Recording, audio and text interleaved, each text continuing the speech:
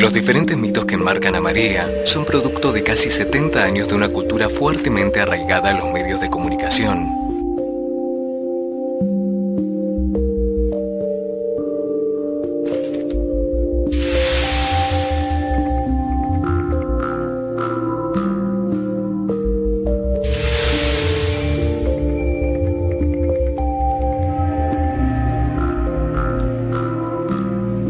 Edmund Burke, escritor, orador y político, denominó a la prensa como el cuarto poder.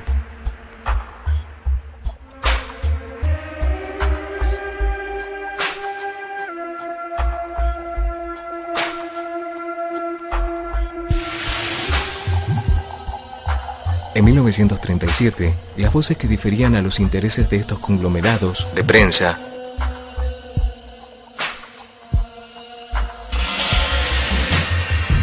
no contaban con difusión. Un ejemplo emblemático es William Randolph Hearst, uno de los responsables de la prohibición del cáñamo en Estados Unidos. Contaba con 28 periódicos de circulación nacional, diversas empresas editoriales, emisoras de radio y revistas. El virus prohibicionista instaló la idea de que las sustancias supuestamente peligrosas no debían ser accesibles a la sociedad.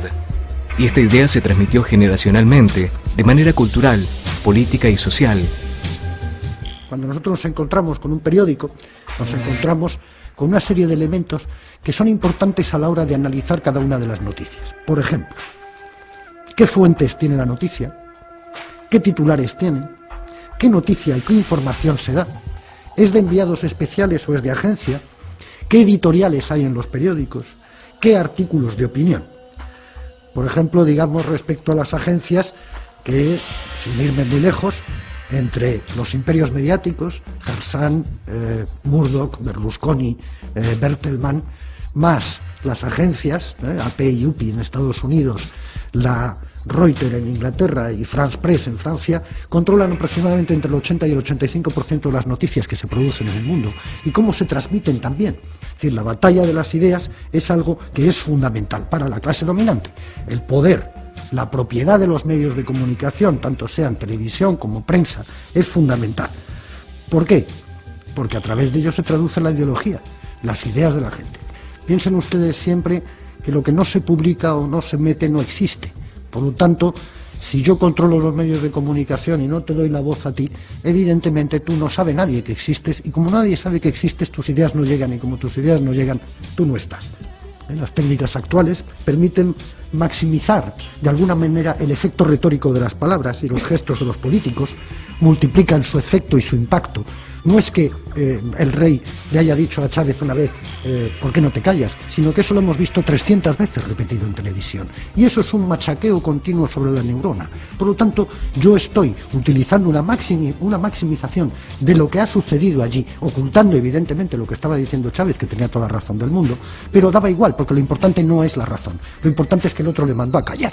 Entonces, esto era lo importante y había que reproducirlo 300 veces. La pelea ideológica y la pelea comunicativa es un aspecto más de la pelea que hay que llevar contra este sistema en el cual, repito, todo está basado en el control del ciudadano y el control del individuo. Hoy podemos consultar una amplia gama de fuentes antes de quedarnos con la primera lectura. Hoy podemos informarnos de una manera más objetiva. Es su elección decidir entre la razón o la ignorancia para fundamentar su postura. La información que se presentará a continuación es comprobable desde la comodidad de su casa. Dependencia y adicción a la marihuana.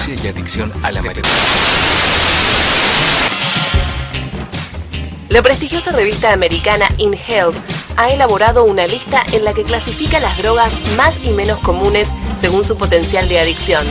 Se han evaluado dos factores: la facilidad con la que la gente se vuelve adicta y lo que cuesta dejarla. Posición número 15. Éxtasis. El éxtasis es una droga psicoactiva de origen sintético con propiedades estimulantes y empatógenas de sabor amargo. La creación de esta droga tiene como origen unas investigaciones de la compañía farmacéutica Merck en 1912. Posición número 14. Marihuana. Para sorpresa de muchos, la marihuana se encuentra en el 14º puesto. Posición número 13. PSP o polvo de ángel. La fenciclidina es una droga disociativa usada como agente anestésico que posee efectos alucinógenos y neurotóxicos. Posición número 12. Cafeína. El consumo global de cafeína fue estimado en 120.000 toneladas por año, convirtiéndola en la sustancia psicoactiva más popular. Posición número 11. Cocaína. Es un estimulador del sistema nervioso y supresor del hambre. Era usado en medicina como anestésico, incluso en niños, específicamente en cirugías de ojos y nariz. Posición número 10. Crank. El crank provoca en el consumidor euforia, una menor necesidad de sueño, reducción de apetito, disminución de la necesidad de líquidos, aumento del sentido de alerta y el aumento de los niveles de energía. Sin embargo, altas dosis de anfetaminas pueden causar rotura de vasos sanguíneos en el cerebro, insuficiencia cardíaca, fiebre muy alta, convulsiones y hasta el coma y la muerte. Posición número 9. Heroína. En 1898 fue comercializada por el laboratorio Bayer bajo el nombre de heroína, pocos días después de lanzar a la venta la aspirina. Posición número 8. Alcohol. El alcohol es una de las drogas más extendidas y aceptadas del mundo. En un primer lugar, el alcohol puede provocar sentimientos de alegría y confianza, pero como todos sabemos, conduce pronto a una impredecible y errática conducta. A largo plazo, el abuso del alcohol puede dañar el hígado y el páncreas y causar daños al corazón. Esta droga está disponible en supermercados, tiendas, bares y discotecas de manera legal. Posición número 7. Secobarbital o Seconal. Conocido como sedante hipnótico, el Seconal se utilizaba como somnífero antes de ser prohibido. Es altamente adictivo y los síntomas de abstinencia son fuertes. Posición número 6. Metacualona. La metacualona fue inventada en los años 1950 y comercializada inicialmente como una pastilla para dormir, para relajar los músculos y sedante. Esta droga está en su farmacia. Posición número 5. Valium o diazepam. El Valium o diazepam es otra de las drogas o sedantes hipnóticos de uso bastante extendido y legal. Después de la suspensión brusca, puede aparecer depresión, insomnio por efecto rebote, nerviosismo y salivación excesiva. Se han descrito síndrome de abstinencia, estados confusionales, manifestaciones psicóticas y convulsiones, después de la suspensión de dosis elevadas y administradas por largo tiempo. Esta droga está en su farmacia. Posición número 4. Metanfetamina de cristal.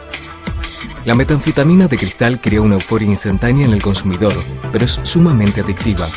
Los efectos a largo plazo incluyen daño cerebral, pérdida de memoria y cambios de humor extremos. Los síntomas de abstinencia se han descrito como una agonía física, de ahí la tasa altísima de abandonos en los programas de desintoxicación. Posición número 3. Crack.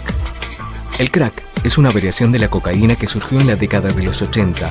El consumo a largo plazo puede causar ansiedad, delirios, paranoia, cáncer de pulmón, ataques de pánico, enfermedades del corazón y bronquitis.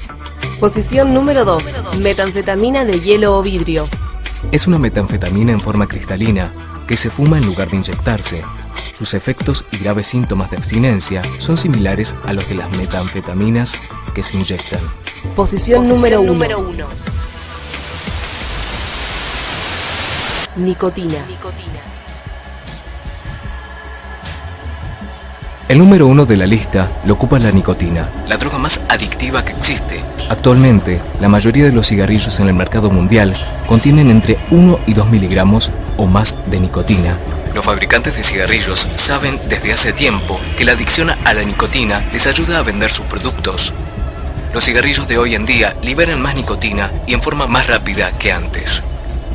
Los aditivos y las sustancias químicas que las compañías tabacaleras añaden a los cigarrillos pueden hacerlos más adictivos y así generar un mercado de clientes cautivos. Una vez que se inhala, la nicotina se transporta rápidamente a los pulmones y al corazón, además del cerebro. Al fumar, la nicotina entra en los pulmones y es absorbida rápidamente en el torrente sanguíneo y luego transportada al cerebro en cuestión de segundos. La droga más adictiva es legal y puede encontrarla en todas partes. ¿Se siente indignado? Es muy difícil encontrar casos de dependencia exclusiva a la marihuana. La mayor parte de los casos diagnosticados de dependencia de consumo de sustancias están referidos a politoxicómanos, individuos que consumen más de una sustancia, ya sea lícita o ilícitamente. La marihuana no produce adicción física. Cuando los expertos comparan la marihuana con el alcohol, la nicotina, la cocaína, los opiáceos, la cafeína y otras drogas, la colocan al final, o casi, de la lista, en términos de potencialidad de dependencia, reforzamiento y abstinencia. Sin embargo, como cualquier placer humano, el consumo de marihuana puede llegar a ser un hábito muy fuerte para cierta minoría. Esta minoría de consumidores lúdicos habituales, con muchos años de consumo a elevadas dosis, pueden sufrir un pequeño síndrome de abstinencia cuando abandonan la marihuana, pero incluso estos son moderados y tienen una duración ínfima. De hecho, el hábito de fumar cannabis, según estudios científicos, ha sido equiparado al nivel del consumo de chocolates y papas fritas.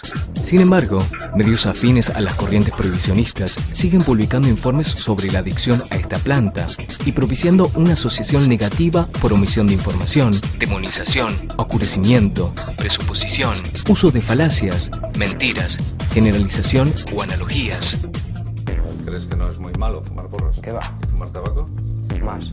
¿Fumar tabaco es peor que fumar porros? Peor. ¿Por qué? Porque tiene nicotina y mierda y de todo. Es peor el porro que fumar tabaco. Eso en primer lugar. ¿Sabes qué es esto? Sí, es un cigarro marihuana. Te le juro que yo no sabía.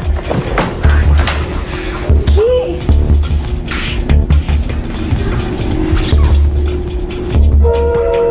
¡Démelo! ¡Hija! ¡Démelo! ¡Por favor, hija! ¡No! ¡Hija, calma! ¡Por favor, hija! ¡Hija! ¡Hija, calma! ¡No! ¡Démelo, por favor, démelo! ¡Hija! ¡Démelo! ¡Yo no quiero! Lo que se llaman los adictos, ¿sí?, a la marihuana, que no es una droga inocente ni es un producto de la tierra natural. No es una droga inocente ni es un producto de la tierra natural. A finales de los años 70, el doctor Robert Hertz declaró que la marihuana causaba daños cerebrales. Para llegar a esta conclusión, este señor utilizó un muestreo con solo 4 monos, a los cuales se les suministraron dosis que excedían todo límite razonable, y su predeterminación y falta de imparcialidad. Sin embargo, debido a la fuerte tendencia de opinión prohibicionista, este estudio fue titular de muchos diarios. Y en 1982, el Instituto de Medicina y la Academia Nacional de Ciencias de Estados Unidos patrocinaron un estudio llevado a cabo por distinguidos científicos. El resultado se publicó con el título Marihuana y Salud, en el cual se llegó a la conclusión de que el estudio de Hertz no tenía criterio científico y refutaron su teoría.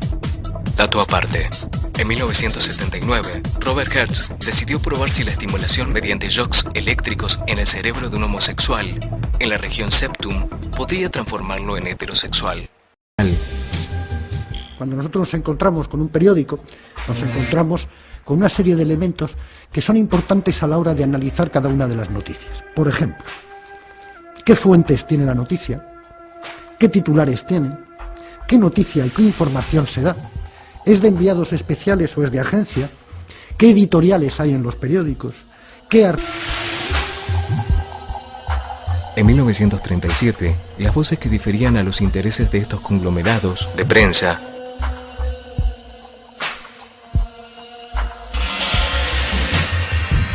no contaban con difusión.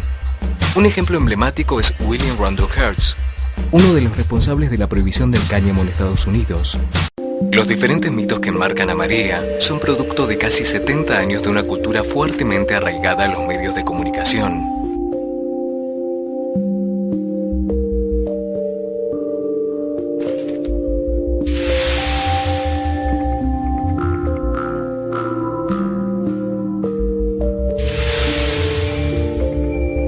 Contaba con 28 periódicos de circulación nacional, diversas empresas editoriales, emisoras de radio y revistas.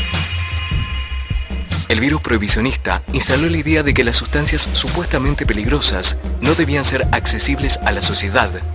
Y esta idea se transmitió generacionalmente, de manera cultural, política y social.